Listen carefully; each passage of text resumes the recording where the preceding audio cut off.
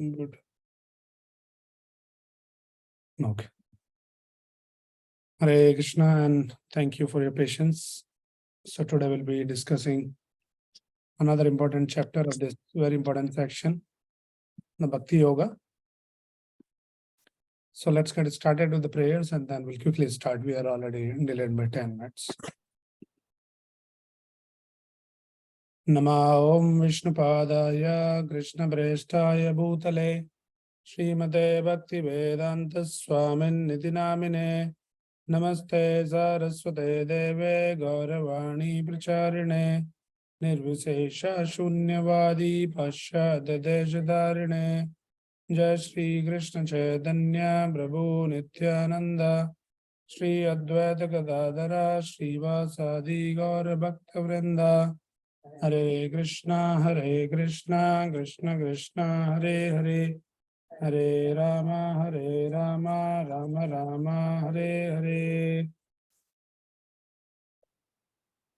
Hare Krishna. So last time we discussed chapter 7, and I'm assuming that everybody remembers the summary of chapter 7. So towards the end of chapter 7, Krishna introduced another term. So that was the trigger for the 8th chapter. Anybody remembers what are the questions? No. Telugu memory is like that only. It works only for a week, not for a week also. Okay. So towards the end, actually, Krishna introduced this. Sadi Bhuta Adidevam Mam Sadi Yagyam Che Vidu Prayana Kale Pichamam Te Vidur Yukta Chetasaha. In fact, that was the question that he left. And from there, he will start the discussion in the 8th chapter. Okay, so let us see this. And initial few verses, you will find it a little technical. But don't worry, I'll explain and it will become easy. So the 8th chapter begins with Arjuna's question. So this chapter, as all the time, it is not getting shared. Oh, got it. Just click on the got it.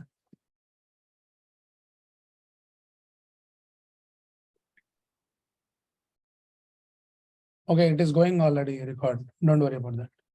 It's done. Okay.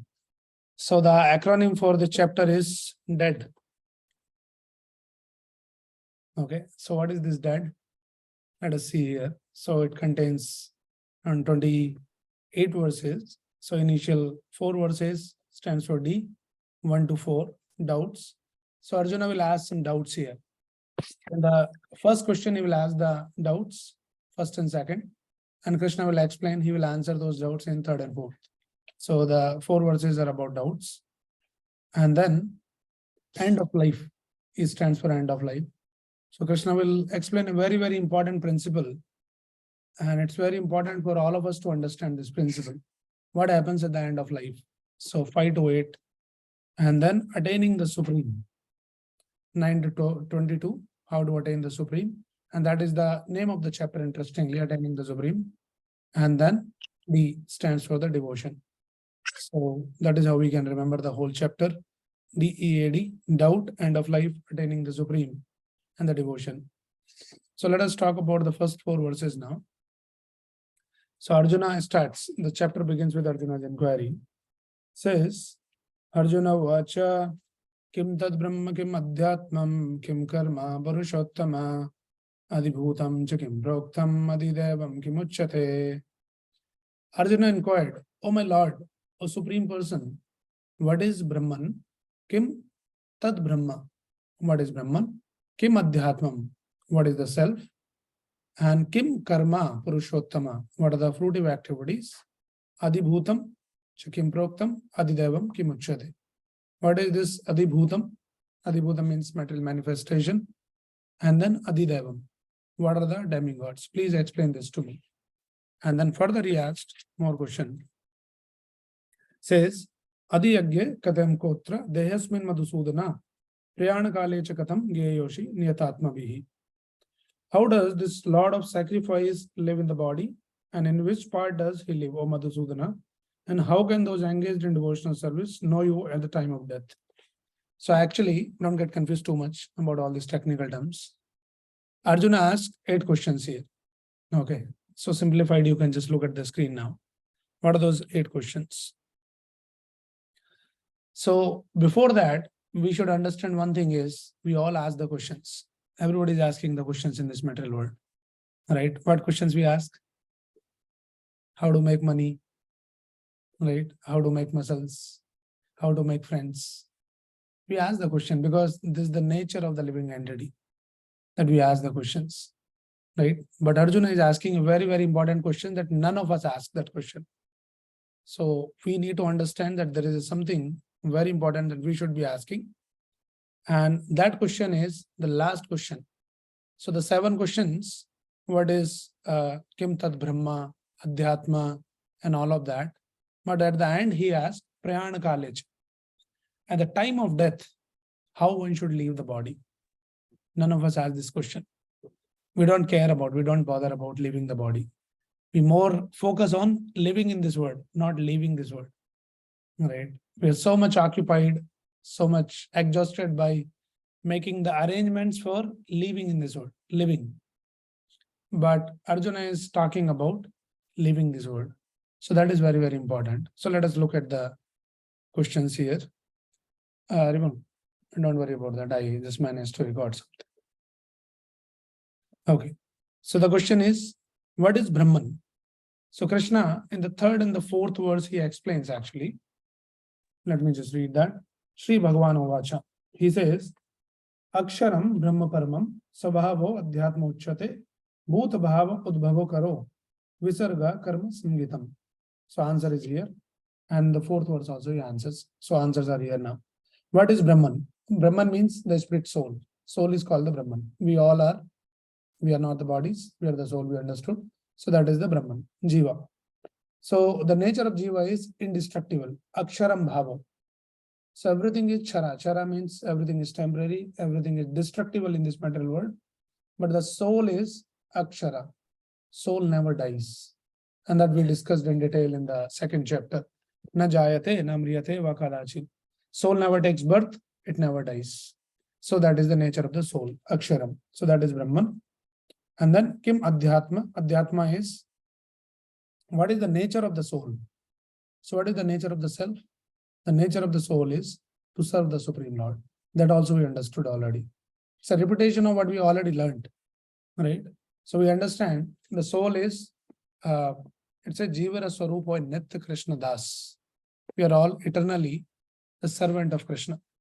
Krishna Das we all are, right? So that is the Adhyatma. The nature of the soul is to serve. Then what is karma? So karma is explained here. The fruitive activities, activities which generates a material body for the living entity. That also we know, right? So what seems like a very technical, it is very easy. We already learned that, we already discussed. So karma means the activities which generates the further material bodies for the living entities. So any action, either it's a good action or bad action, it will result in some kind of body. So in some body, based on your good actions, you will enjoy. If it is bad action, some sinful actions, then you'll get the body of suffering. So that is called karma. Then Adibhuta. What is this Adibhuta? Adibhuta is this nature. Prakriti is called Adibhuta, which is constantly changing physical world. So we see this nature is keep changing all the time, right? So that is called Adibhuta. And then what is Adideva? The demigod. Now, demigods we understood, but here the Adideva means the supreme demigod. What is that supreme demigod? Actually, it is Lord himself in the form of Virat Purusha. So Lord has the various forms. One is the Krishna's form, which is Sham Sundara form. You all are quite familiar. And then Lord in the form of Paramatma, 4-handed Narayan form, who's sitting in our heart. And this is also another form, which is called the Virat Purusha. So Virat Purusha, we'll be discussing that. The whole chapter is there. The 11th chapter is the universal form of the Lord, Virat Purusha. So this form is basically, it is not a permanent form of the Lord, but this form is for those people, those who are not ready to meditate on the personal form of the Lord. They think, oh, there's no Bhagwan is, this nature is Bhagwan. God is this nature. So look at the nature and, you see the sky, you see the rivers, see the mountains, you see the trees, and that is what is the form of the God. There are some people with that concept. They don't believe in the personal form of the Lord. They say this God is, this nature is God. So you can meditate on the nature, look at the beauty of the nature like that. So this is the Virat Purusha. The detailed description will be given in the 11th chapter. And what is Adi Agya? Adi Agya is Paramatma in every embodied being, Krishna himself. That is called the Adi Agya or Yagya Purusha, sitting in our heart. And then where does the Adi Agya reside? Where does he live? He lives in our heart. These are the 7 questions. That's all. That's the end of all this discussion. So now the rest of the chapter will be focused on the answering the 8th question. What is the 8th question? How to remember Krishna at the time of death. That is the most important question, which the whole chapter is focused on. So our technical discussion is over now. Now you can relax, take a deep breath, and then we can discuss something which we all can relate. Right? So it's very, very important as we are discussing that we should know that what question should be asked. So we're talking about living in this world versus leaving this world. So how to leave this world? Actually, there is a great Acharya, the Kulashekar, King Kulashekar. He actually quotes a very beautiful verse. He says, Krishna Tvadiya Pada Pankaj Panjarantam Advaya Me Visatu Manasa Rajhamsa Prana Prayana Same Kaf Bata Pittai Kantavarodhana Vidahu Smarana Kudaste. So what he's praying, this King Kulashekar, who is a devotee of the Lord, he says, my Lord Krishna, I pray that the swan of my mind may immediately sink down to the stem of your lotus feet and be locked in the network. Otherwise, at the time of my final breath, when my throat is choked up with cough, how will it be possible to think of you? So we can understand that how the great devotees, they think. What is their consciousness? What is praying? When I'm young, when I'm healthy, let me die now only. Fixing my mind onto your lotus feet, and let me leave my body, because now I'm a little bit in control of my mind and consciousness. Only I can think of you. But once I become old, things will be beyond my control. He's saying, Kantavarodhana Vidahu Smarana Kudaste Kaf Pata Pittai. I will be diseased with a lot of Kaf, Vat, Pitta, and all of those things will be there. And Kantavarodhana. My throat will be choked. I won't be able to utter your name in the old age. So it's very, very important. So Krishna explained this principle here. Let us understand this, that second, the dead, the E, the shloka 5 to 8, Krishna explains, very, very important verse from Bhagwad Gita. Prabhupada quotes many, many times, and all of us, we should remember this verse. If you learn this, you start working for this verse, your life is successful. So what Krishna is saying, Antakale chamameva smarana muktva kalevaram. Ya prayati samadbhavam yati nasti atra samshayaha. So what he's saying, Antakale chamameva smarana. So the time of death, if we can remember Smaran, Mameva, Krishna is saying, if you can remember me, then what happens? Then at once attains my nature. Yaprayati sammadbhavam. We can attain Krishna just by remembering Krishna at the time of death. Right? Yati nastri atra samshaya. There is no doubt about this. So the goal of life, somebody asks you, why you attend Bhagavad Gita classes? Why do you chant Hare Krishna mantra? Right? Why do you go to temple? Why do you sit in the kirtan? Why you discuss all of those things? What is the purpose? You can say this is the purpose. Purpose is that we can remember Krishna at the time of death. So now question can be raised here. So Guru Krishna is very clearly saying that you have to remember me at the time of death. Now you enjoy the life. Why are you bothering too much now? All right. At the time of death, you remember what is the problem? Who is stopping you? So that time you focus. Is it possible? Why is it not possible? You already learned the shlok, you memorize the shlok, every day you meditate on the shlok, and the time of death you remember Krishna. Why Why it is not possible? What are the possible reasons that it is not possible? Okay, those who are joining online, please post your answer in the chat and let me ask the question here. Why it is not possible? Yeah, number one, first of all, we are not born with some expiry date. None of us, right? We don't know when we are going to die. What is another? Sorry? Okay, practice makes man perfect. You're saying? Sorry? You might be scared, you might be frightened, so you might forget. Mental faculty, as that King Kulashekar is praying, that in the old days, your body is already not supporting you. You may not be able to remember. Sorry? Top of mind. Yeah. We have so many things, maybe down somewhere. Yeah. So you might be too much occupied with so many other worldly things that Krishna goes somewhere deep down. You try to dig also, it won't come out. Right? That is what happens. So it is not easy that Antakale cha mameva. Because a lot of factors, as you already said, that we might be scared. Actually, it is explained in the scriptures that the experience of death, what is this experience? None of us, we have the experience, right? And we cannot have experience without dying. So in this life, we'll never have that experience of death. But we can take the info from the scriptures. So scripture says it is very, very painful, that experience of leaving the body. It's excruciating painful.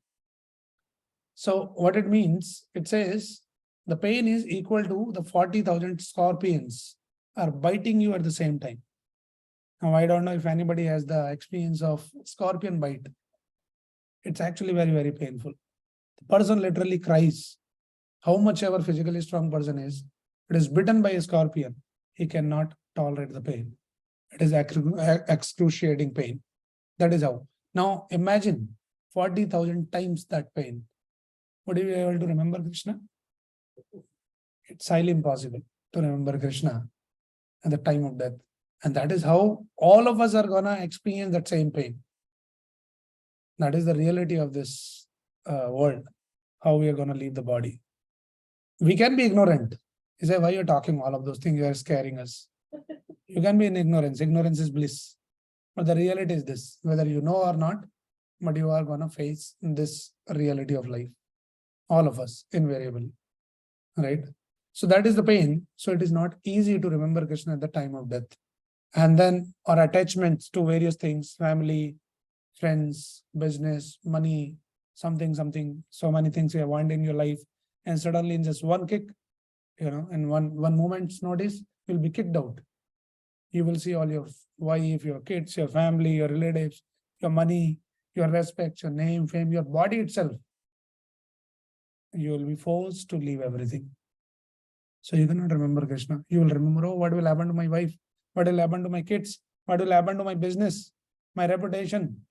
So many things will occupy your mind if you don't practice throughout your life.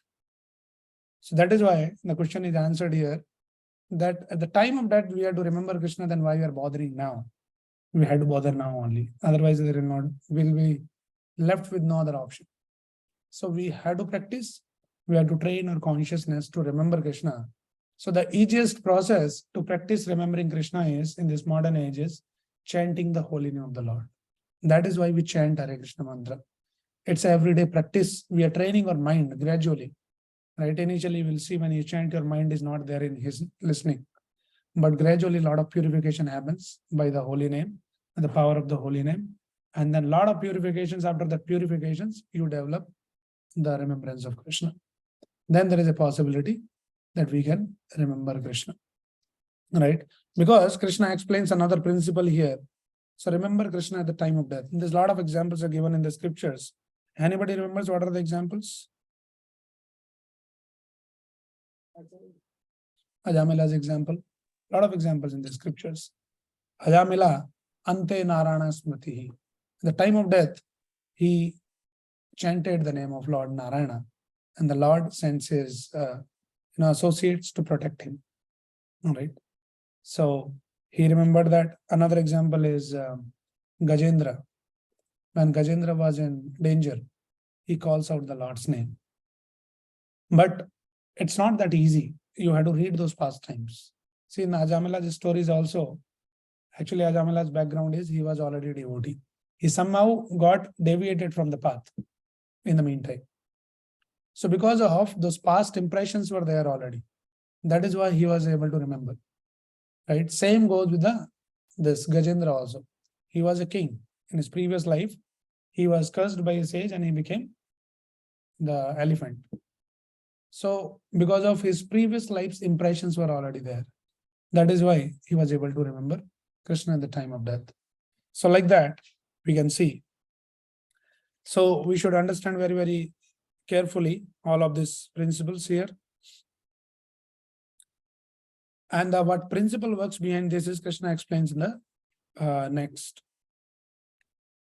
Okay, there's another answer here. King Parikshit also, due to curse, and he could remember, yes, because he absorbed himself in listening about Krishna. Bhagwad Saptah happened 7 days, completely absorbed in listening about Krishna's pastime. So what is the principle? What is the science behind this remembering Krishna at the time of death? This is the science. So Krishna explains, Yam yam vapi smaran bhavam tyajati ante kalevaram tam tam evadi kaunteya sada tad bhava bhavida. Whatever state of being one remembers when he quits his body, O son of Kunti, that state he will attain without fail. So that is the principle. Whatever your consciousness, yam yam vapi smaran bhavam tyajati ante kalevaram. At the time of leaving the body, whatever is your state of consciousness, that state you will attain. If you're thinking about your family, your business, your money, or something of worldly things, you will attain accordingly the bodies. And the scriptures actually guides what kind of body. Somebody is too greedy, then he'll get a certain kind of body. Somebody is too envious, then he'll get a snake's body. And somebody is too lusty, he'll get a dog's body. And like that. Somebody is always too much exposed. Nowadays this is the fashion. People keep exposing their body. They don't wear. Right. So what is what kind of body they'll get? It is said they'll become some tree. They have to stand naked for hundreds of years, bearing all heat, cold, rain, and everything. So that is the stringent laws of nature. People are ignorant doesn't mean that they'll not fall for it. They will be also trapped into all of those things. Yes, you have some question? Whatever we remember is that, but we hear that sometimes someone in deep sleep passed away, right? They will not be thinking anything. They will be thinking. We think that they are not thinking, but we think. There is a conscious mind, there is a subconscious mind. So consciously you may not be thinking, but subconsciously we are always thinking. Even in the deep sleep also, people goes in the coma. So we don't know, but something is going on in their mind. It might be very faint, but something goes on their mind because they're two different minds. So conscious mind doesn't work. That person in coma doesn't respond to you for anything, but it doesn't mean that he's not thinking. Thinking stops only when you're dead. The body is dead. Right. Otherwise, always something is going on. We never know that what is going on. Right. So there's enough practice of remembering Krishna, then one can remember Krishna. Otherwise, somebody might be thinking about the bodily pain, about some attachments, bodily attachments, and all of that. So that is the principle. So we should understand all this, and we should be very, very careful that how we prepare, how we train our consciousness. But it is said in the scriptures at the time of death, the whole life comes like a flash. That is how it is. These are all arrangements of nature. Suddenly, in just one moment's notice, you will see your whole life, from your childhood to end of your life. Now, in that life, what is the most important thing for you? Where you are most attached to, that will remain in your consciousness. Right? If you have practiced enough to remember Krishna, you develop some attachment for Krishna in your whole life by practicing Krishna consciousness, then Krishna will remain in the forefront. And you can remember Krishna at that time. So that is the principle. So the Arjuna's question that how one can remember Krishna at the time of death. Here Krishna explained the principle. Yam yam vapi smaran bhavam tyajati ante kalevaram. Whatever state of consciousness one had at the time of death, that kind of a body one will attain. So we should decide, we should choose that what kind of body you want. You want one more metal body? which is full of this Janma, Mrityu, Jara, Vyadhi, birth, death, old age, disease, and all kinds of problems, all kinds of miseries, Adhyatmik, Adi Bhautik, Adi Devik. We want one more such body, or we want something which is beyond all these miseries. So Krishna is saying, Mad Bhavam, you attain my nature. So Krishna is free from. So we can get the spiritual body, not the material body, if we prepare ourselves. So that's the purpose of any kind of spiritual practice, that you train your consciousness, you prepare yourself for the place. Once you reach there, you never comes back. You are free from all these miseries. Krishna will explain that also. Now, let us talk about this. So Arjuna might think, so Krishna is focusing on remembering me. So this is a better advice than, unnecessary getting into fight and all of that. Let me just leave the fight. This is our mind tricks, right? Any instruction you get and you just see your comfort. So Arjuna was anyway not willing to fight. So Krishna is anyway saying that you had to remember me. So let me focus on remembering. Leave all this fight and all this. Right? I'll go sit and try to remember. But Krishna immediately refutes his argument. So this principle is already been explained, general law of destination after death. So we discussed about that. So now Krishna explained 8.7, another important, very, very important verse. This answered the question that people ask, Prabhuji, how to balance our spiritual life versus material life? This is the answer. Learn this verse. Krishna is saying, Tasmat sarveshu kaleshu mam anusmara yuddhacha mai arpit mano buddhir mam evashyasi asamshayaha. So what is saying? Tasmat sarveshu kaleshu. Therefore, Arjuna, you should always, sarveshu kaleshu, always, in all situations, in all conditions, always think of me in the form of Krishna, ma manusmara. And while thinking, ma manusmara, yuddhacha. Fighting also should go parallel.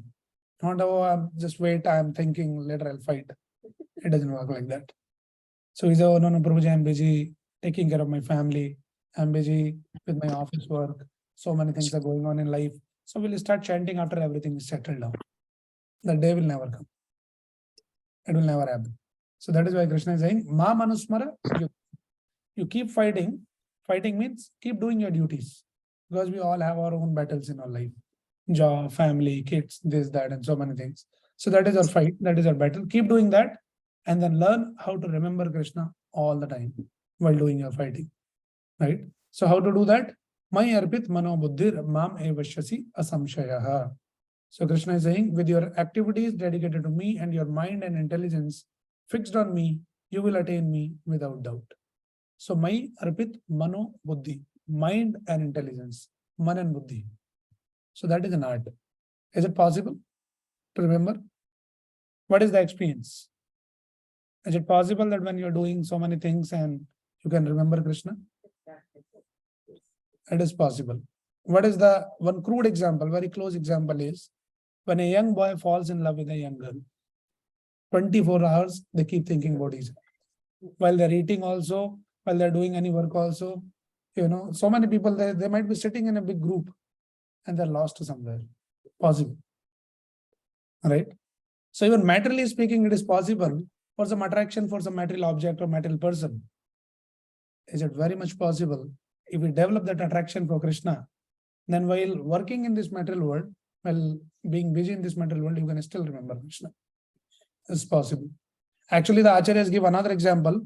It might sound a little, awkward example, but very important to, it makes the point very clear.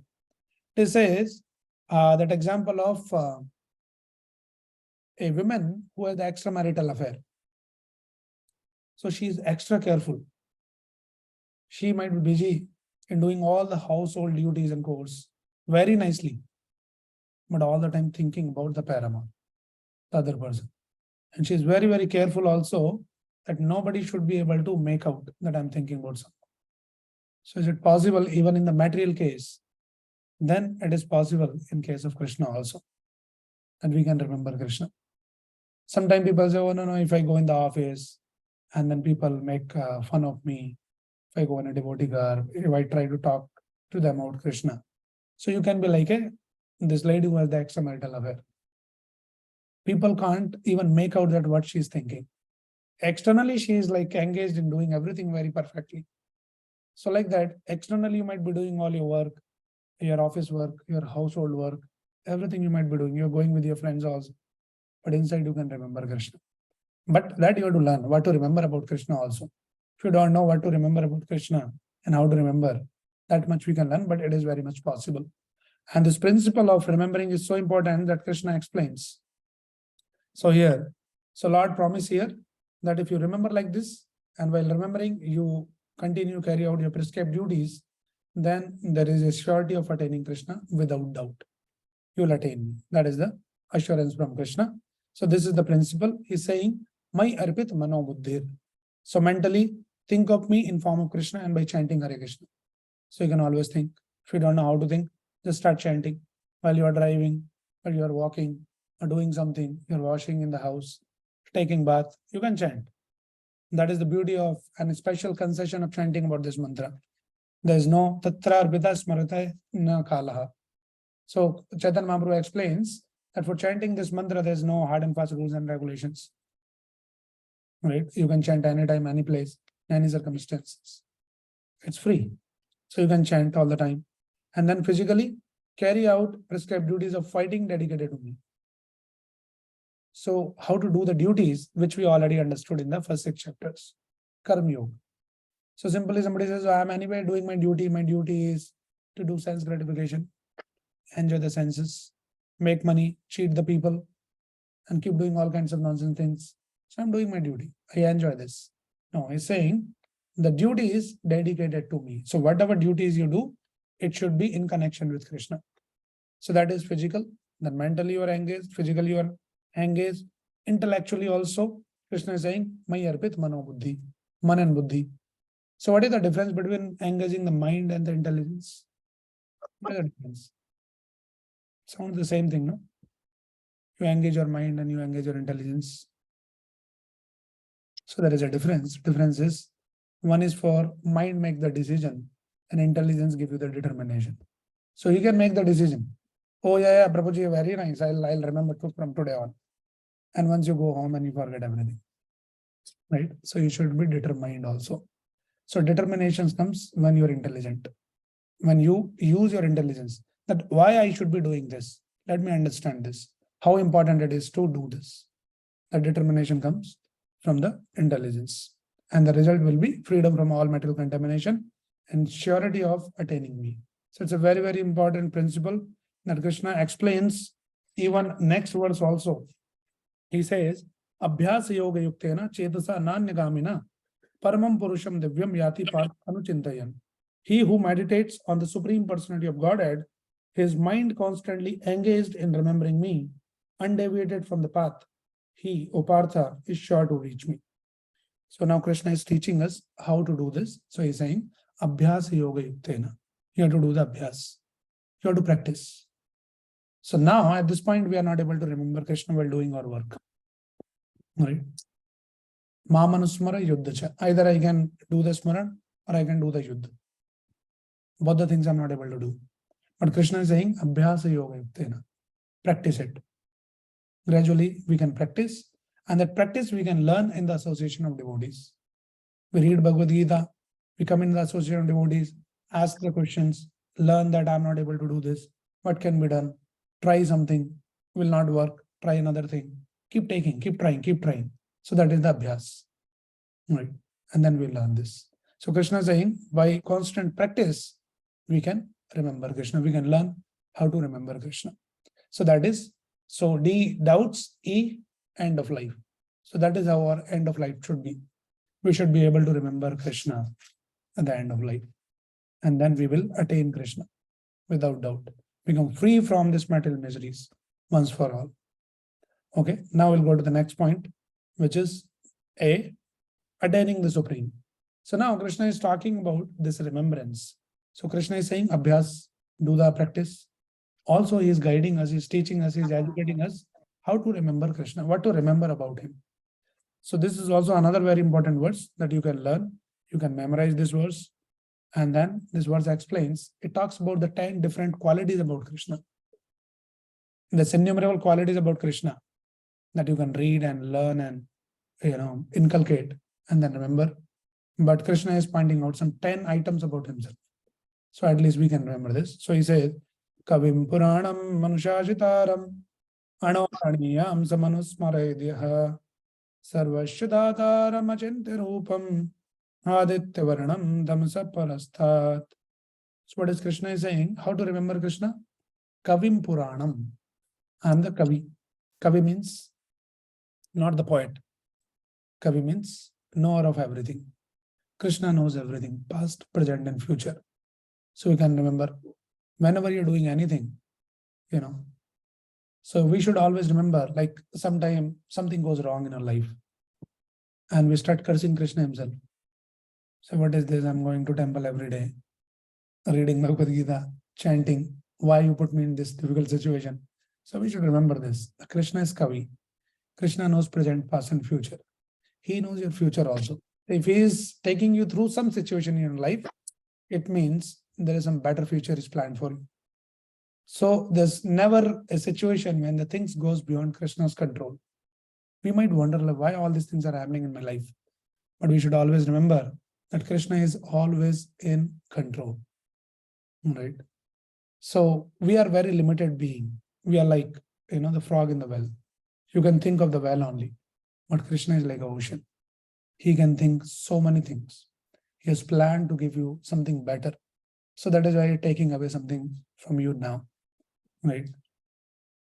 So, to put it in a simple way to remember, say that, we think of our present and plan our future. And Krishna, he, how to put it? We think of our present and we plan our future. But Krishna sees our, it is other way around actually. Yeah, I'm missing out. Okay, I'll just put it. I don't want to confuse the people. Okay, let us come back here and then focus on this. Okay, so Krishna is Kavi and then is Puranam. Puranam means he is oldest. So everything is emanating from him. So whenever you see everything in this material world, you can see everything is emanating from Krishna. So in the last chapter, in the 7th chapter, we discussed about that, right? Anybody remembers what we discussed? Everywhere, Krishna is everywhere, right? And we can remember some of the things. Like Krishna was saying, Bhumi Rabba Nalo Vayu Kamano Mudirevuja. When you see earth, water, fire, air, either. Raso Ham Apsukonte, Prabhashmi Zazisuri. And the taste in the water. You drink the water, you remember Krishna. And you see the sunlight, moonlight, you remember Krishna. Bijam Mam Sar Bhutanam. And I'm the seed-giving father. Palam Bal Badam Chaham. I'm the strength of everyone. I'm Parusham Nisham. I'm ability in man. So like that Krishna explained. So then we can understand that everything is emanating from Krishna. You can remember Krishna is the controller. Krishna is smaller than the smallest and he's the bigger than the biggest. So we should remember that. Smaller than the smallest means that the size of the soul has been explained in the scriptures as tip of the 10,000 of the hair. So the tip of the hair can be divided into 10,000. Then one portion of that is the soul. So that soul is part and parcel of Krishna. And in that soul also, Krishna is sitting in Paramatma form. So he is smaller than the smallest. We can't even think of. That is how Krishna is explaining. And then Sarvasya Dhataram, he is maintaining everything and everyone. And his Achintarupam is inconceivable. Sometimes we cannot understand Krishna. So he is inconceivable. And then also another important point that Prabhupada points out here, that is always a person. So we should always remember Krishna as a person, the Sham Sundar Roop, Sham Sundar form. We should not think, oh, Bhagwan, God is some energy, some Shakti, some light. No. We should think of Krishna as a person. And that person, the description of that person, person's beauty, his characters, his qualities being explained in the scriptures. So you can remember. Right. So Vainam Kodandam Arvinda Dalaya Daksham Barhavadam Samasitam Buddha Sundarangam Kandarpa Koti Kamaniya Visesh Shobham Govindamadi Purusham Damaham Vaja. So it has been explained his beauty. Kandarpa Koti Kamaniya. His beauty is that Koti Kamaniya, means the millions of Kamdev Kamdev is considered the most beautiful, the Cupid. But such millions of Kamdev comes together, they cannot match the beauty of Krishna. He's holding the flute, he's playing on the flute, he's holding the peacock feather in the hair. So like that, you can meditate on Krishna as a person. And then he is Sarvasya Dhataram Achintarupam Aditya Varanam. He is luminous like a sun, and then he is transcendental beyond this material nature. So Krishna explains all of those things. We can remember this. But now another important thing comes is Krishna further explains from this 10 to 13.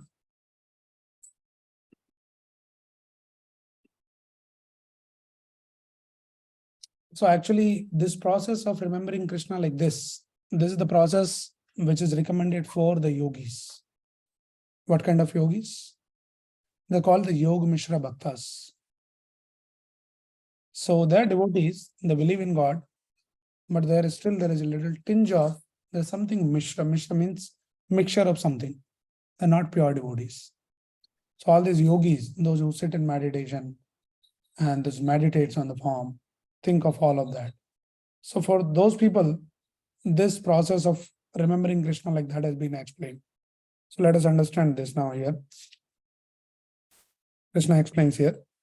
Priyana kale manasa chalena bhaktya yukto yoga balena chaiva Bruvor madhye pranam avesha samyak satam param purusham upayati divyam. One who, in the time of death, fixes his life hair between the eyebrows and in full devotion engages himself in remembering the Supreme Lord will certainly attain to the Supreme Personality of Godhead. So these yogis, their process is a little different. So they focus on Shat Chakra, the different kind of chakras in the body. So they try to raise their, breathe that air from the lowest chakra to the highest chakra. So that is their process. So they meditate on all these qualities, right? So this process of Shat Chakra has been explained here. You can see here in this diagram. So there are different kind of chakras, Mooladhara Chakra, Kundalini. Sometimes you might have heard about all this Kundalini, Jagrat and all of that. It's a very, very complex process, not recommended for the modern age. So they have to gradually meditate, do some certain activities, some practices, and gradually they rise the air on the top between the two eyebrows here. And then they leave from the cerebral hole here. It's called the Brahmarandra. So they meditate, gradually bring the air on the top of the skull, and then by some practices, they leave the soul from the top of the head. We can do all of that. So that is the Yoga Mishra Bhaktas, yogis, they do all of this process, right? That is how the process is. There's no pain because they learn that art. It's a very, very complex process. And one who can attain the perfection in that process, they can do that. So now Krishna explains in the 3 verses requirements for Shat Chakra Yoga. So we're not getting into the detail. Krishna is just giving the comparative study here. So we're not to learn all of those things. Saying this is the process for the Yoga Mishra Bhaktas. And they do all of this. And for them, this is the process that they should be.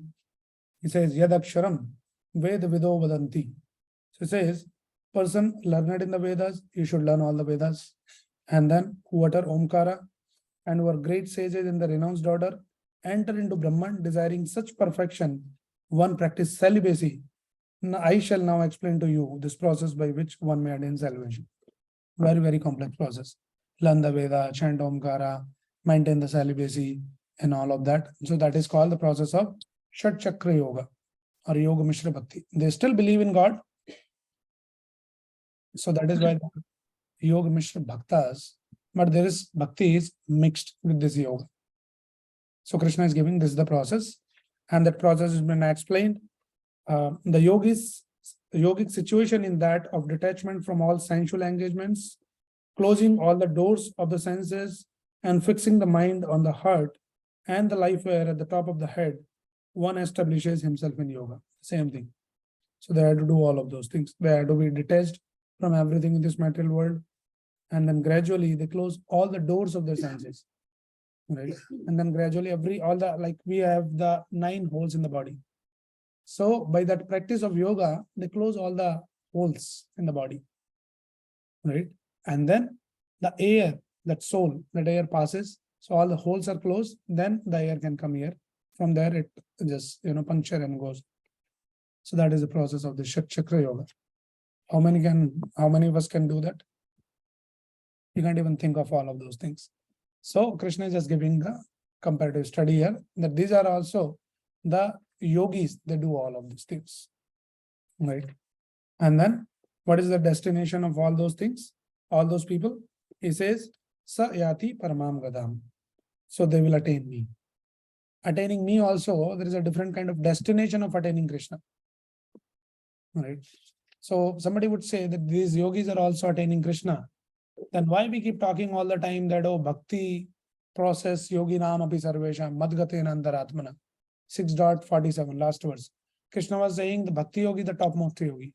So why is saying he's the topmost yogi? Anyway, these people are also attaining Krishna. Bhakti yogi also will attain Krishna. What is the difference? What is the big deal? Somebody learn this process, let them do this process. Then why it is said that bhakti is the topmost process? So attaining Krishna is also, they attain Krishna's impersonal Brahman. There's a different level of attaining Krishna also. So the different kind of liberations has been explained. We'll learn all of those things in the future. Don't get confused at this point. But there are 5 kind of liberations has been explained. We think, oh, I want liberation. I want mukti. I want moksha. But which moksha you want, sir? So I never thought of that. Let me go back and check. I'll come back. Right?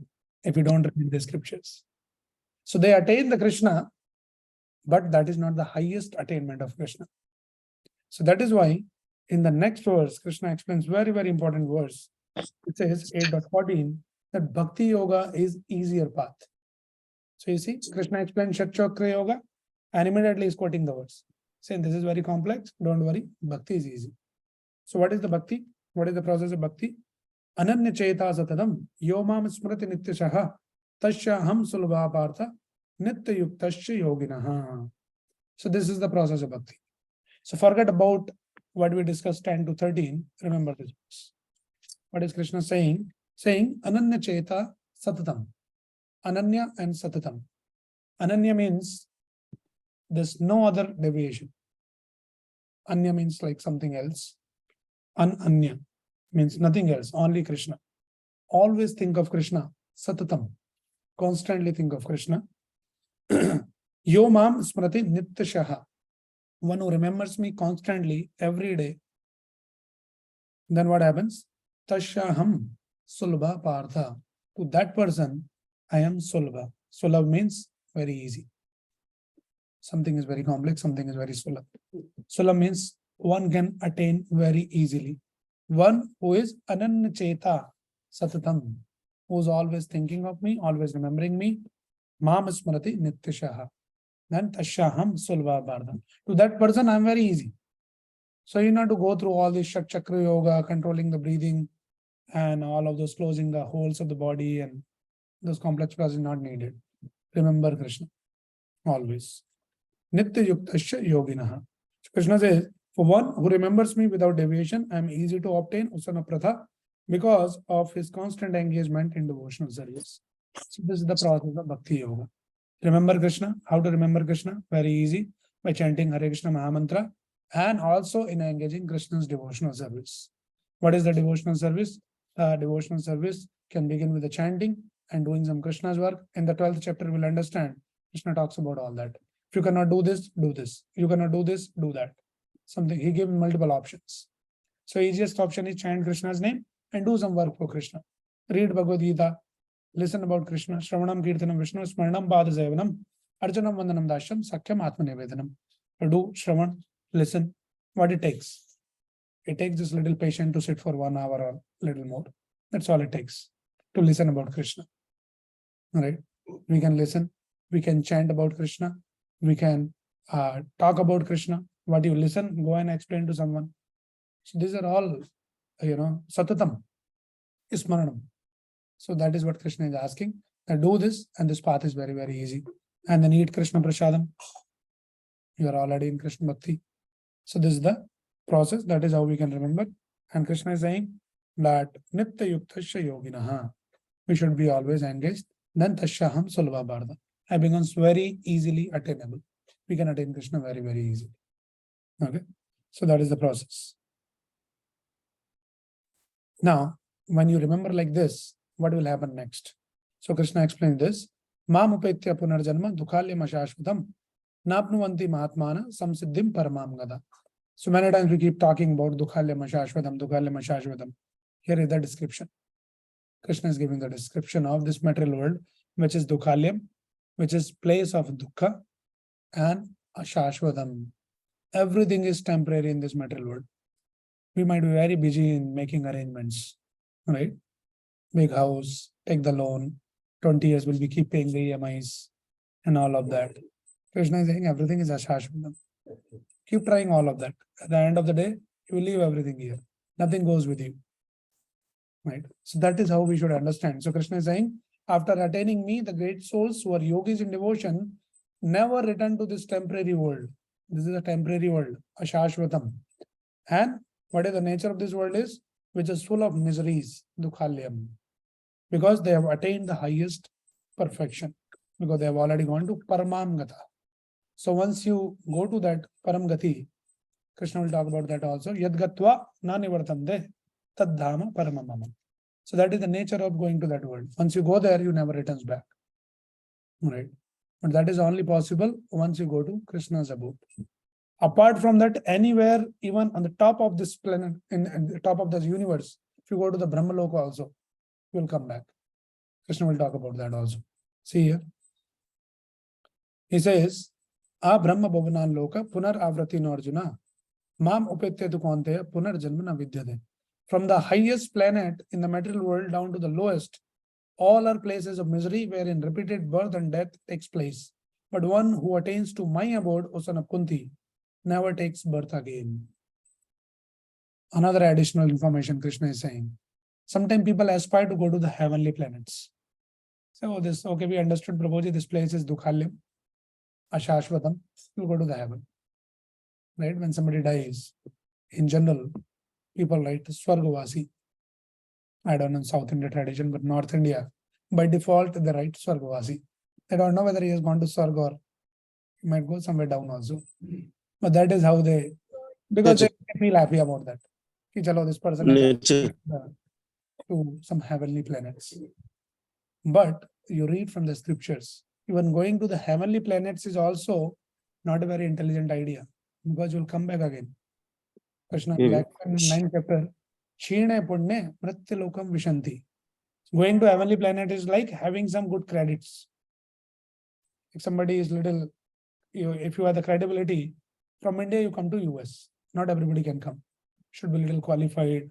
They should approve your visa also. Should have enough some job security, some money you have to produce, or you are going to America, show your accounts. So there has to be some credibility, right? And once your visa time is over, say sometime people will come for some tourist visa or something, they'll give you some 3 months or few days, something like that. Once it is over, you will be kicked out.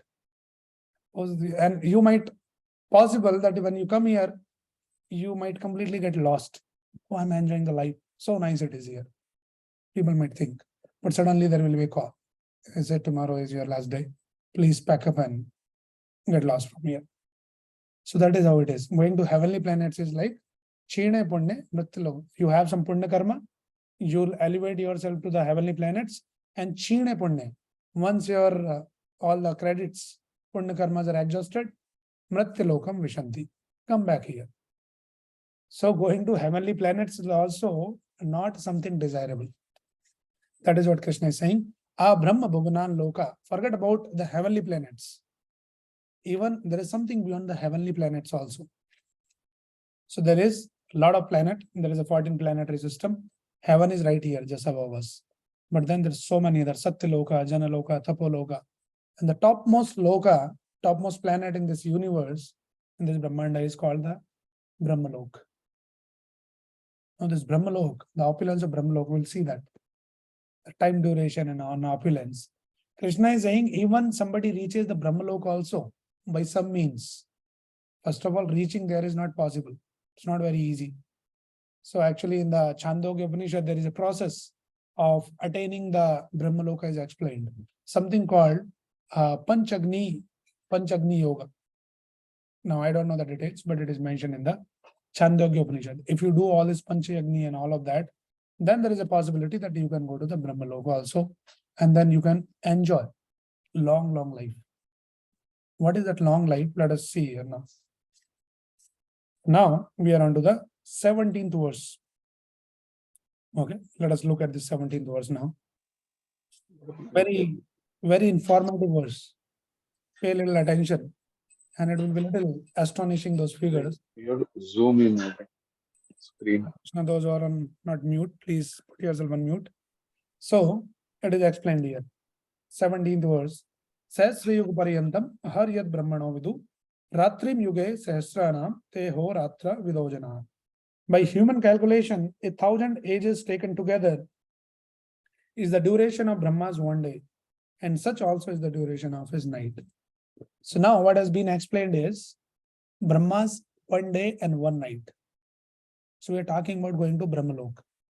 So understand here, going to Brahmalok means what is your lifespan? Let us see here.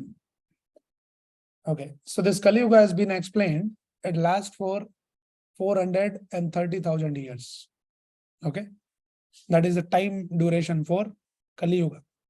So we have just passed 5,000 years of Kali Yuga, and we are seeing that how dangerous the situation in this age, in this 5,000 years.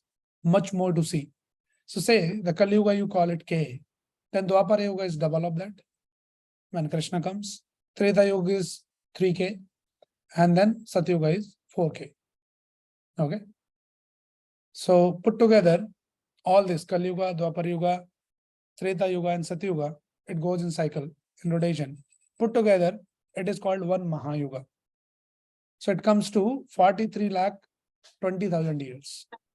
And one Mahayuga, or one cycle of all the 4 yugas, is 4.32 million. Okay. So we are calling it as 10K. That is one Mahayuga. Clear? There's much more to come, so just pay attention. So now there is something called how the Brahmaji's life and the days are calculated as something called the Manvantar. Okay, that is the unit that we use, one Manvantar, like that. So one Manvantar is equal to 71 Mahayugas. So all this 4.32 million years, when it goes 71 times, that becomes one Manvantar. Clear? Okay. So, and then each Manvantar is preceded and followed by a Sandhya Kal, which is also another 4K. Okay, don't get too confused here. I'll explain slowly. So remember the important items. One Mahayuga is understood.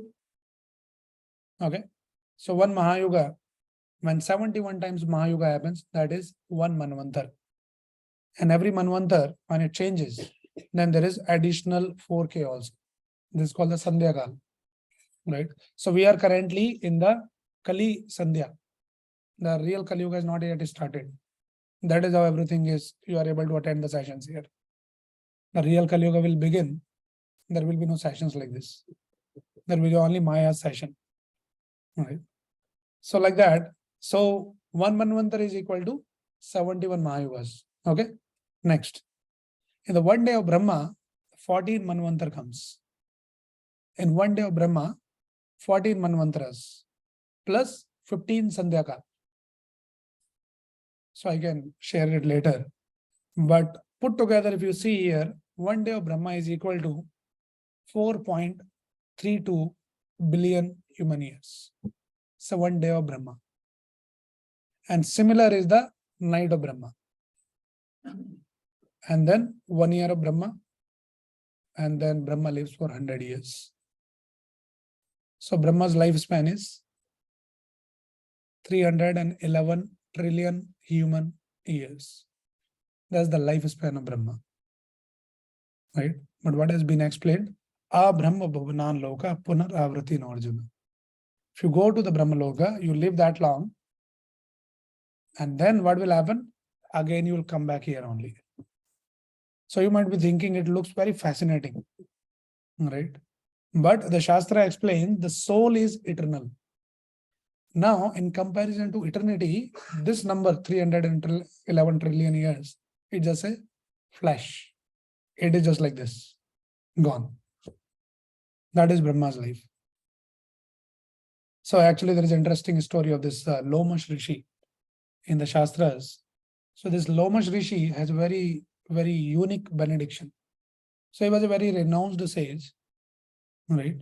And then he was sitting under the tree in the forest and meditating and all of that. So one of his disciples, he suggested him that you keep doing all this tapasya and all of that. Why don't you make a small hut? So you can at least live in a small hut and you are simply sitting, roaming in the jungle like this. So sit in a small hut at least, make something, some arrangement. So the his response to the disciple, Lomash Rishi says that one should not waste the human form of life in making all these arrangements. It sounds very simple. Now the interesting part of the story. That Lomash Rishi's lifespan is when one day of Brahma happens, what we discussed this, then one hair will fall from his head in one day of Brahma, right? And unless all his hair fall from his head, he will not die. Now you can imagine his lifespan. You can't even calculate also, right? And that Lomash Rishi is saying, life is too short, don't waste the time making these arrangements. So these are all instructions because we are so caught up in this 60, 70 years, we live hardly, 80 years at the max, 90 years. And then we make all elaborate arrangements, right? As if we are going to live here permanently. People plan, they buy the house like 2 hours from your office. Every day they're driving 2 hours back and forth because they wanted big house. It's not a big house, it's a big travel every day. Big cleaning, right? And the weekends, in the weekdays they travel back and forth. In the weekend they do clean the house. That is their life. And then the end of the month, they pay the big EMIs. That becomes their life. So the scriptures guide us that what should be the value, how we should utilize the time in this human form of life. Not simply just making all these, silly arrangements for all this food, clothing and all that. And there should be some basic minimum, do that and focus on some of the higher things. So Krishna is explaining this is the Brahma's lifespan, and even somebody goes to the Brahma Loka, he will fall back here in this material world. So like that it has been explained, and then Krishna further explains. So there's few more verses, and then Krishna explains in the 20th verse, which it says, Paras tasmastu bhava avyakto vyakta sanatana yasa sarveshu bhuteshu nasyassu na vinashyati. So he's saying even you go to the Brahmaloka also, you'll come back here. Then you can ask the question, then where would I go then? There's something beyond Brahmaloka also. Then Krishna is explaining, he's giving the information about the spiritual world. There is a world beyond this material existence. So he's saying, Paras tasmastu bhavu anyo. There is a para. There is another world beyond this world, which is of different nature. Bhavu anyo. What is the nature of this world? Dukhalyam ashashvad. Remember always this. This is the nature of this world. So full of miseries, janma mrityu jara vyadi. And then everything is, somebody said, no, Prabhu, there's no miseries. Everything is good in my life. Good job, good wife, good husband. Kids are also very, like Dhruva and Prahlad, very submissive. Everything is nice. But Krishna immediately says, Dukhalyam, if there's no Dukha, then still it is Ashashvadam. How long it will be over soon in the flesh. Right? So Krishna is giving the information, Bhavo Anyu. There is another word which is of different nature, which is not Dukhalyam, that is Sukhalyam. It's called the Vakunta word. Vakunta means Vigat Kunta iti Vakunta. Kunta means the miseries, problems. The place which is free from all the kuntas, all the miseries is called Vakunta. And this is a different nature. So Vakunta is free from all the miseries. So Bhava Anyu, and it is permanent. It is eternal. Nothing is temporary there. And Krishna is saying, Yadgatva ananivartante taddamam param. Once you go there, you never comes back in this material world, in this temporary world, in this dukhalyam. You remains there. So Krishna is giving the info here. Parastasmastu bhavonyo vyaktyo vyakta sanatana yasa sarveshu bhuteshu na syastu na vinashyati. When all this world is annihilated, that part remains as it is. So this annihilation also, what is called the pralaya. Two things we talk about, srishti and pralaya. Now this pralaya is also the different kind of pralaya, different kind of annihilation. What are the different kind of annihilation? One annihilation of this body. which happens in just 80 or 100 years. Okay. Another annihilation is this age, Kali Yuga, 4,32,000. That is annihilation. Then another annihilation happens at the time of Mahayuga, when all the 4 ages is over, something happens. Krishna comes, Lord comes in different forms, and he wipes out all the negative elements. And then one pralaya happens at the end of the day of Brahmaji. So Brahmaji, he work hard, he create all this material manifestation, and he says, oh, very nice, peacefully sleeps in the night, which is another 311 trillion years. He sleeps. Morning when he wakes up, already there is a pralaya. So for every morning, Brahmaji, there is a task. His life is too busy. But every morning he gets up, he has to create again and again. So this is called the partial annihilation. And then there is the permanent annihilation which happens at the end of Brahma's life. When Brahma also dies after 100 years, after 100 years of Brahmaji, 311, trillion years, then there is a real annihilation happens. That time, all the living entities, what happens to them then? Where they would go? They go into the Mahavishnu. Even the Brahmaji is also not there. Where they'll go? Brahmalok is also not there. They'll go to Mahavishnu. And then they just goes in a deep sleep there till the time that next creation happens. So it's a very, very long span. But you are not gone again to the spiritual world. You'll be lying somewhere in between only, sleeping nicely. And then again, you will be thrown into this material world. And when again the creation happens, based on the desires of the living entity, what kind of impressions the living entity slept, again with those desires, you come back again in this material world and continue the same cycle. This is how this complex it is. So that is why Krishna is saying, if you want to get free from all of this, only solution is come back to me. Antakalecha mameva smarana muktva kalevaram ya prayati samadbhavam nati ati atra samjaya. At the time of death, you remember me, you will come back to me. There's no doubt about it. So Krishna is giving the solution. So we had to become serious, understanding all of this and make the arrangements that how we can get out from this, entanglement of this material existence. Otherwise, even you go to Brahmalok also, you'll be still stuck there. Okay. Now question comes, how to attain the Lord. So Krishna explains in 22nd verse, Purusha sa parapartha bhaktya labhyastu anyaya yashanta sthani bhutani yena sarvam idam tadam. The Supreme Person of Godhead, who is greater than all, is attainable by unalloyed devotion. So what is the word being used here is bhaktya labhyastu ananya, ananya bhakti. So again and again Krishna is stressing on one point, that you have to practice ananya bhakti, ahetuki apratihana, unmotivated, uninterrupted, not weekly bhakti, Saturday evening bhakti, ananya bhakti, ananya chaitasa manasa, right? Nityashaha, satatam, he's using those words. Satatam means constantly, nitya, daily, ananya bhakti, nothing else. That kind of bhakti if we do, then we attain Krishna. Right? So it's not a cheap thing to attain Krishna. Highest thing that you can attain this human form of life.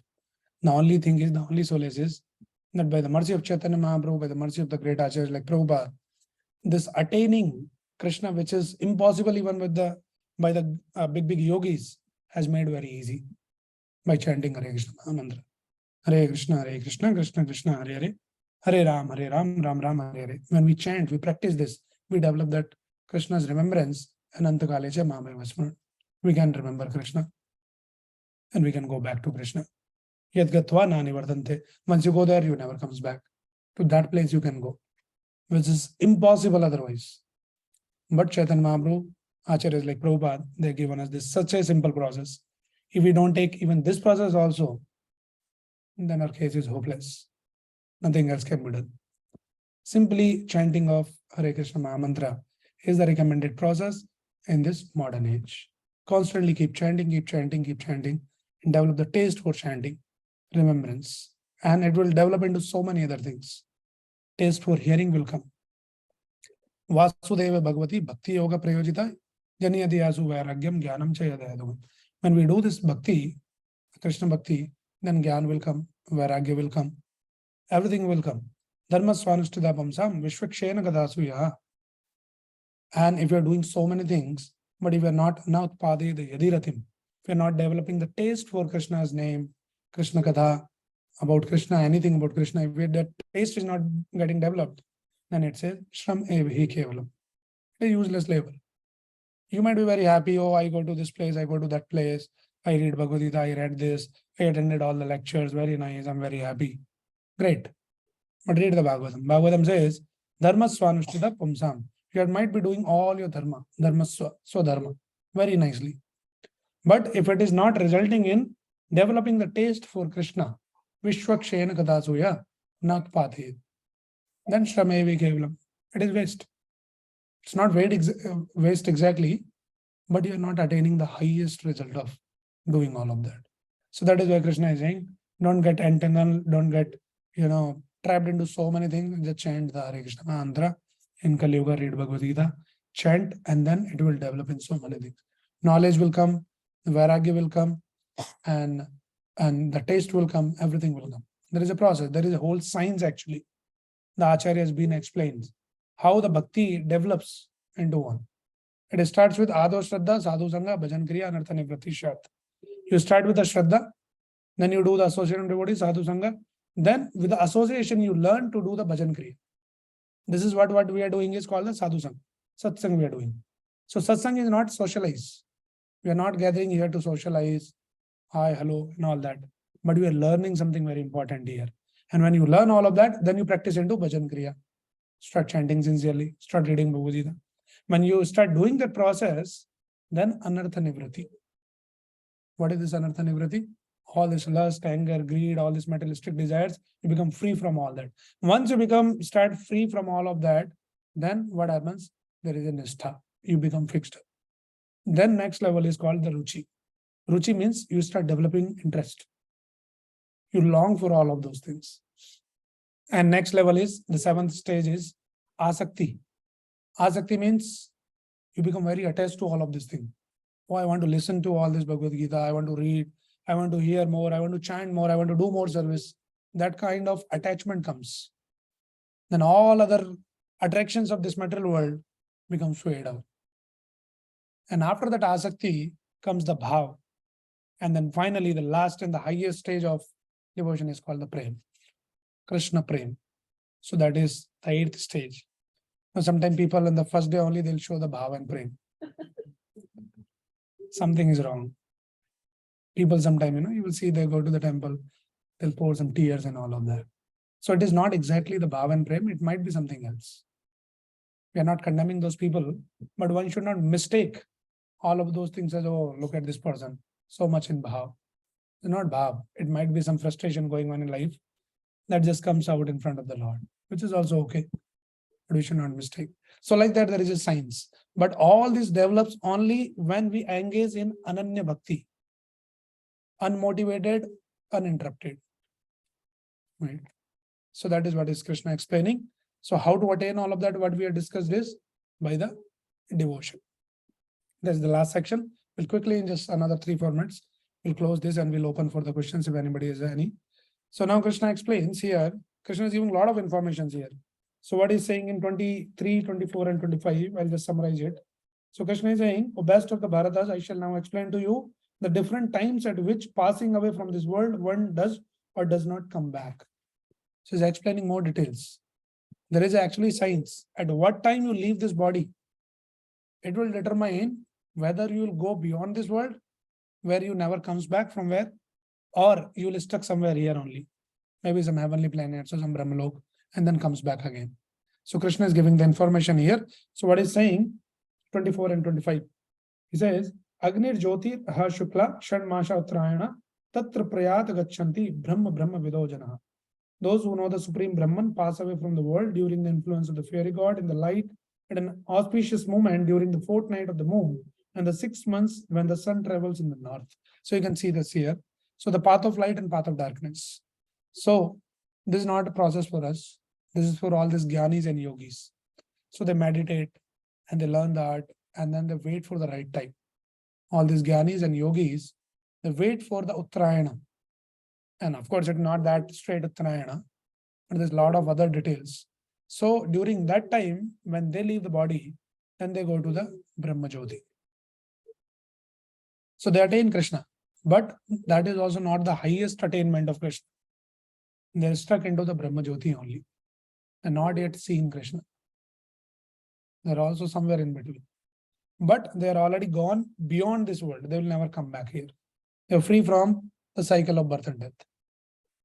And the path of darkness for all these karmis, those who want to enjoy, so they plan to go to the heavenly planets, Chine Punya Mrityulokam Vishanti, and then comes back again here. Now, why Krishna is explaining here all of this thing, and it is very, very complex if you get into all those process, remembering the time and all of that. And if you miss the right time, again, you are stuck. Very complex. Krishna is saying, don't worry about all of that. One who is my devotee, Prabhupada writes, explains in the purports, he says, the devotees need not to worry about all of those details. Because what is the principle for the devotee? What is the principle? Antakalecha mameva smaran. That is the principle. We don't care about it is Uttarayan or Dakshinayan or which time and which kala, nothing. First of all, we don't understand all of that. We might end up understanding other way around, right? And go somewhere else. So, not to get into all those traps, Krishna is saying, Antakalecha mameva smaran. You learn how to remember me at the time of death. And Prabhupada is explaining by chanting, practicing chanting of Hare Krishna Mahamantra, practicing devotional service, Ananya Bhakti, you will develop that remembrance of Krishna. Somebody asked the question to Prabhupada, that what if Prabhupada, whole life we practice this chanting and all of this Krishna consciousness and devotional service, and at the time of death we forget Krishna? Possible. Like say some blast happens. It can happen in any way, right? Some accident happens. You could not remember Krishna. So does it mean that all your efforts are waste? What will happen to that person? If Krishna says you have to remember me at the time of death, hey, but you did not remember, don't come here. What will happen? Prabhupada explains very nicely. Prabhupada says, if you have practiced very sincerely throughout your life, chanting and everything, you followed all the instructions sincerely, then if you forget to remember Krishna, Krishna will never forget to remember you. All right. So Krishna is Bhavagrahi Janardana. Should understand all those principles. He is not like a Hitler. Hey, I was tracking, but you did not remember me. Why you're coming here? Not like that. Krishna will see your efforts, your endeavors. Throughout your life, you worked hard. Sincerely, you tried. Maybe there were some limitations on your bodily, your circumstantially, you couldn't do much, but still you tried your best. Right? And Krishna actually consumes your bhav. And then he says, here is a sincere devotee. No problem. You're not perfected, but come. Krishna will take us back. So that is the solace. That is the assurity is given by Krishna. So you want to follow this process, or you want to follow so many other processes where we don't even understand that what is the end or what. Right? So that is why Krishna is saying, Tashyaham sulbha partha. So if we do the Ananya Bhakti, then I becomes very easily attainable to that devotee. So we should learn, and sincerely we should try to learn and practice this. We think we'll do tomorrow, we'll do later, next month, after India trip, after this trip, after my kids are settled, after I am settled. Nothing will settle, we'll only settle one day. That is how the life is. So we should not give all these excuses. Keep making arrangement for all the settlements, but don't compromise your process of bhakti. Start practicing today. And sincerely, it's a long way to go. It's very easy. Prabhupada says, we are discussing in the 7th chapter also, bhakti is easy.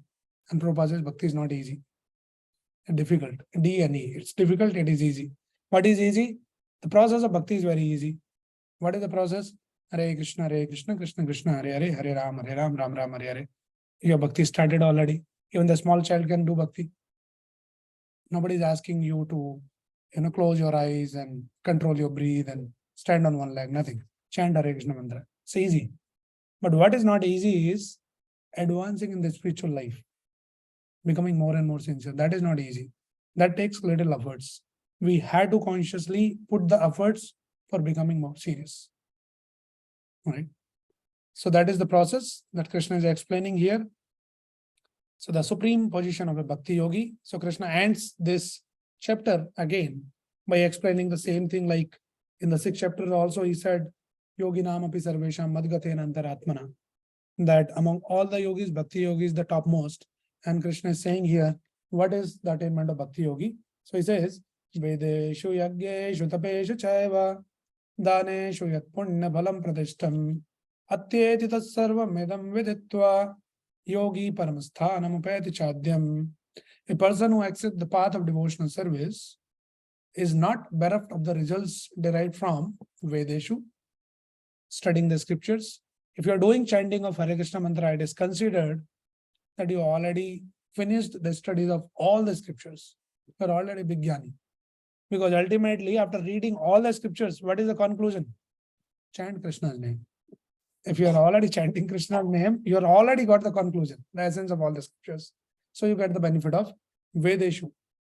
So the Shastra explains the Vedic life is the student life. The brahmachari should go to the Gurukul and live under the shelter of a guru, and there he should learn the Vedas. We are not doing all of that. So we missed that part of Vedeshu. Then Yagyeshu. When after brahmacharya, then you become the grhastha, householder. Then you should do the yagya. The different kind of yagyas are recommended from for all the householders. Now all of you are sitting here householders. Please tell me what all yagyas are recommended for you. What and all you should be supposed to do? We don't know. That is the situation in Kali Yuga. So all the yagyas you are missing. There's a lot of yagya. One yagya is charity, dan. So there's like Panch Mahayagya, different kind of yagyas. That all the householders, they must do. All the grasthas, we are not doing.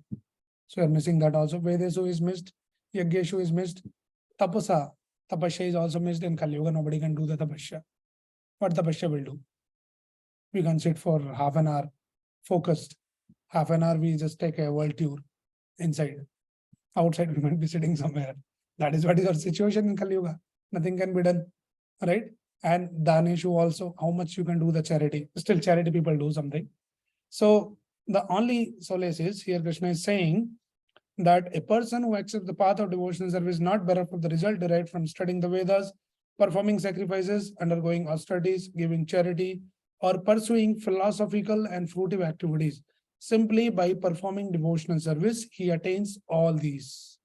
Please pay attention. Simply by performing devotional service, he attains all this, and at the end, he reaches the supreme eternal abode.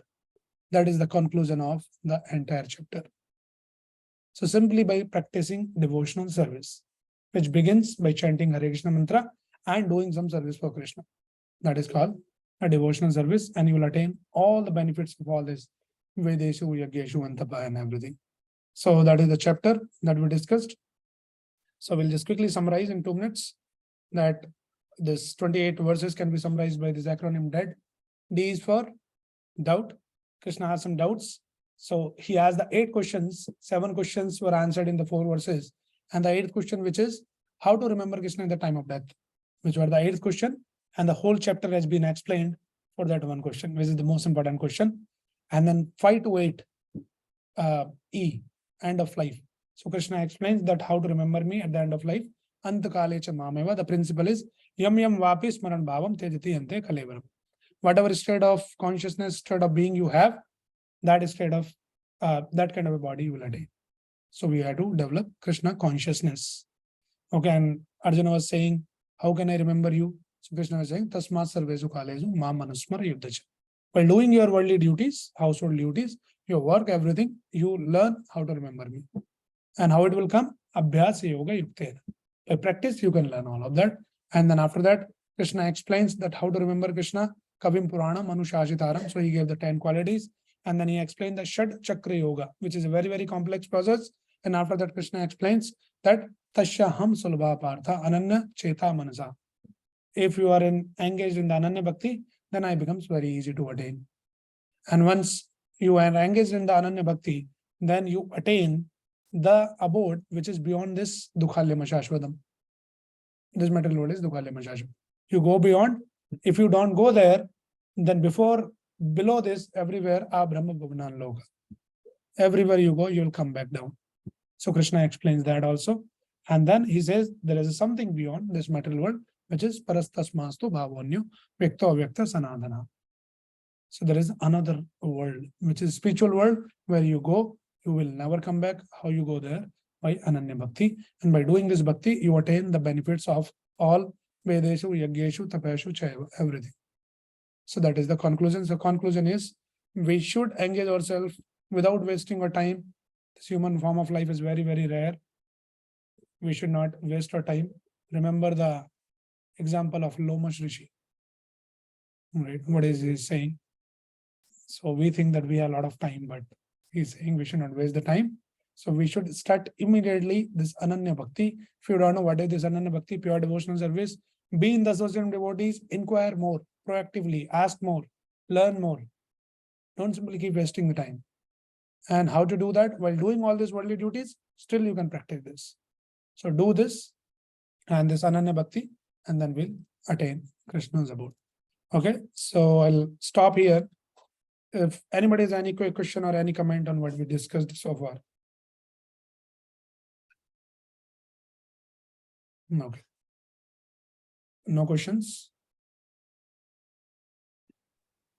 Hare Krishna, Prabhu. Yeah, Hare Krishna.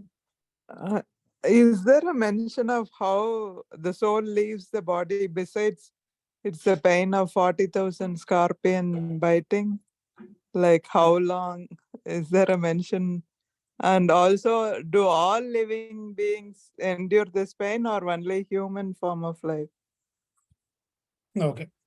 Yeah. So human form of life definitely experience the pain of bite of 40,000 scorpion. Question is there any mention? So there might be some mention of all of that, but we should be happy to understand that for a devotee who leave the body, there is no pain. Because devotee is eagerly waiting to go to Krishna. I'll give you some simple example, just to make a little clear.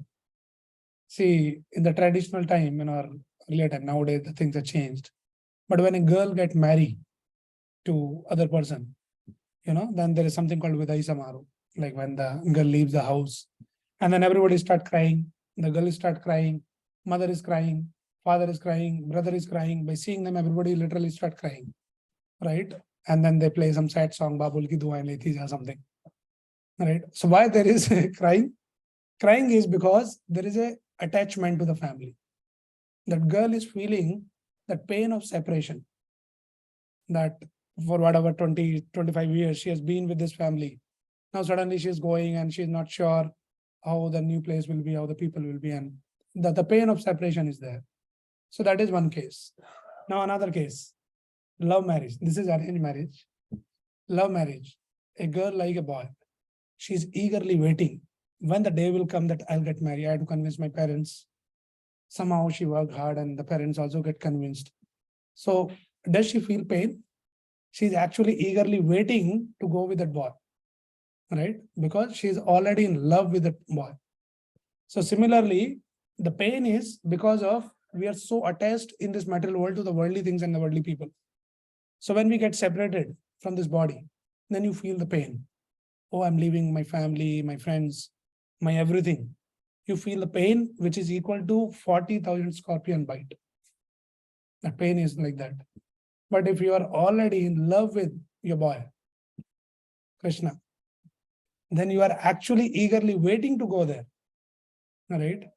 So the pain is, we should understand why there is a pain. Pain is because of attachment. This pain is not some kind of a physical pain. It's an emotional pain because you are attached. All right. So this attachment is a very dangerous thing. So if you are attached to Krishna already, you develop that attraction for Krishna. When you leave and you go, you know that I'm going to Krishna. You'll be dancing and jumping and happily going there. So for the devotee who is engaged in the pure devotional service, there is no pain at the time of death. Mother, does that answer your question? Yes, Prabhu. Very clear, Prabhu. Thank you. Hare Krishna. Thank you. Okay, any other questions? People might be asking, Prabhu, when you will be ending the session? That is the only question. So already. Yes, Sanatan Prabhu. Hare Krishna. Yeah. Yes. So how to develop attachment to holy name or Krishna? By chanting. I'll give you another example. The question is very, what do you say? Very relevant question. We're talking about all this developing attachment. How to develop the attachment? How to develop? So this example is given, and the first time somebody drinks, drinking means alcohol. When some young boys, they go to the college, they're pulled in by some other boys. Hey, come and try this. He don't want to drink and all that. Somehow they push him. He drinks a little bit, and it is very bitter in taste. It is not something tasty. Now somebody would ask, Prabhuji, you have tasted it, means not necessarily, but we have learned from people. So it is not tasty. But then 1 time, 2 time, 3 time, 4 time, by drinking, you develop the taste for drinking. Similarly, in the beginning, when we chant, you wait for when one round will get over. You keep looking constantly on the watch, not on the holy name.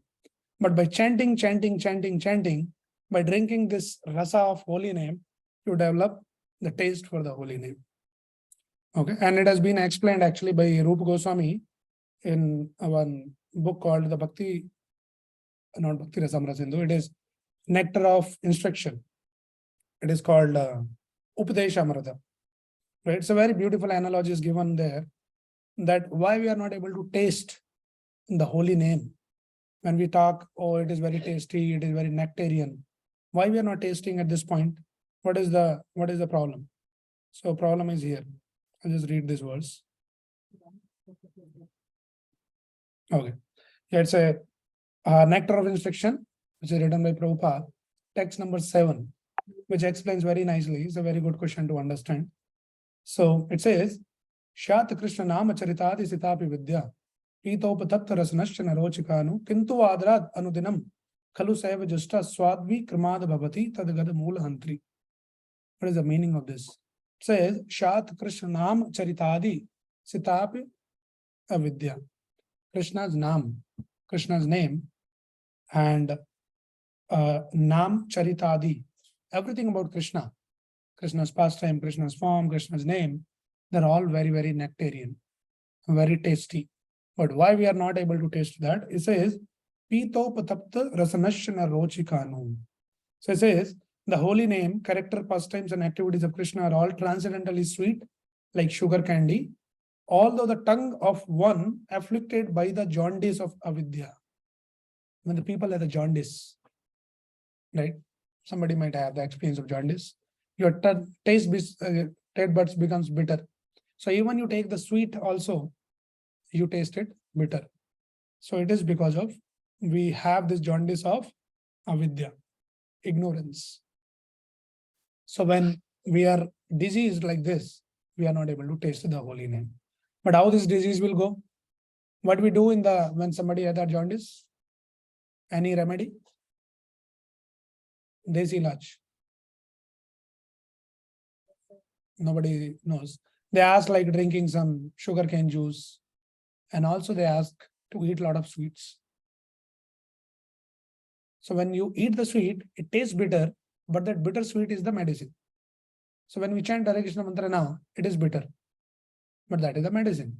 So keep taking the medicine, so that bitter sweet, actually it is sweet, but it is tasting bitter. It will cure your disease and it will start tasting you sweet. So that is how we develop the taste, by chanting. There's no other way, there's no other shortcut. So somebody is looking for the shortcut, how to develop the taste. I'm sorry, there's no shortcut, but you have to chant every day. Minimum 16 rounds. You can start, those who are not been chanting 16 rounds, you can start with few number of rounds initially, and quickly and gradually you should come to chant 16 rounds every day, and then start working on how to chant qualitatively. Okay, so this is the way. So now let us chant at least 1 round of Hare Krishna mantra together, and then we'll close for the day. We'll be serving them prasadam. If anybody has any other questions, you can put in the chat. I can take offline. Now let us chant. Jai Shri Krishna Chaitanya Prabhu Nityananda Shri Advaita Gadadhara Srivasadi Gaura Bhakta Vrinda. Hare Krishna Krishna Krishna Hare Hare, Hare Ram Ram Ram Hare Hare. Hare Krishna, Krishna Krishna, Hare Hare, Hare Ram, Ram Ram, Hare Hare. Hare Krishna, Krishna Krishna, Hare Hare, Hare Ram, Ram Ram, Hare Hare. Hare Krishna, Krishna Krishna.